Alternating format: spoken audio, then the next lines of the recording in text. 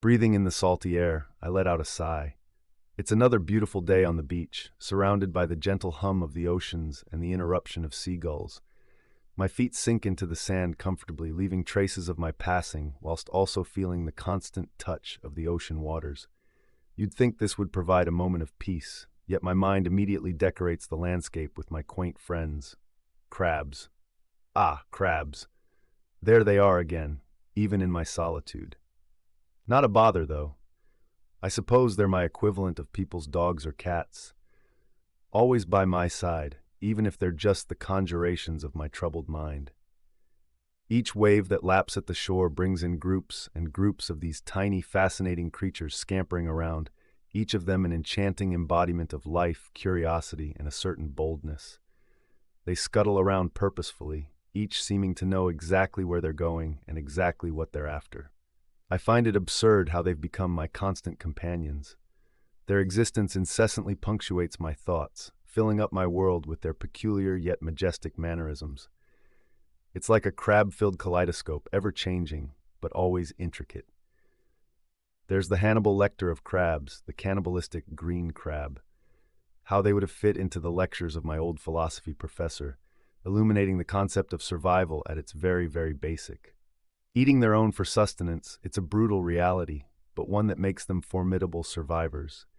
And oh, the fiddler crabs, the musicians of the crab world.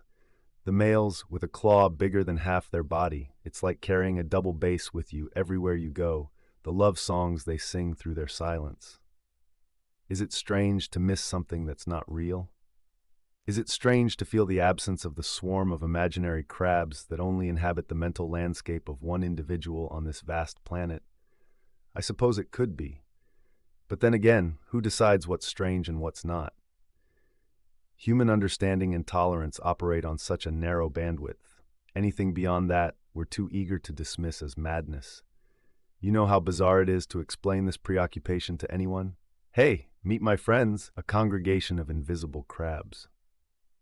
That's not something people accept readily. Ridicule, fear, confusion, distrust, pity.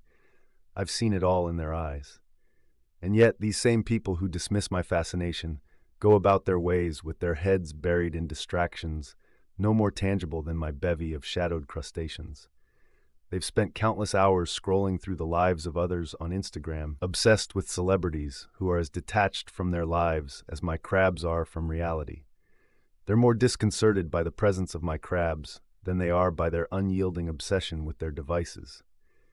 It's a different kind of crab in a shell, really. Crabs, with their gruff exterior and tendency to scuttle around seemingly aimlessly, serve as astute symbols of the human condition.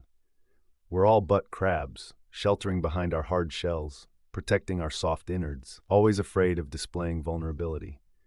We're all scuttling around, sometimes aimlessly, sometimes with purpose, picking up our sand grains of experiences, storing them in our little crab holes of memory.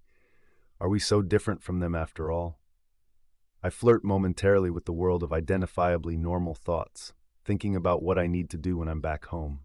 Laundry, emails, taxes. But it invariably circles back to them. How much like crab nerves are our social connections, constantly shooting electric pulses, repeated errands that keep our lives going. This overwhelming connection to crabs might seem bizarre to the world, but I find them real and human-like in many ways. They provide bizarre comfort, a safe space for me to retreat, hiding away from the world's challenges and adversities, just like their little hideaways under the sand. I am not quite sure when my thoughts will free themselves from these creatures, or if they ever will.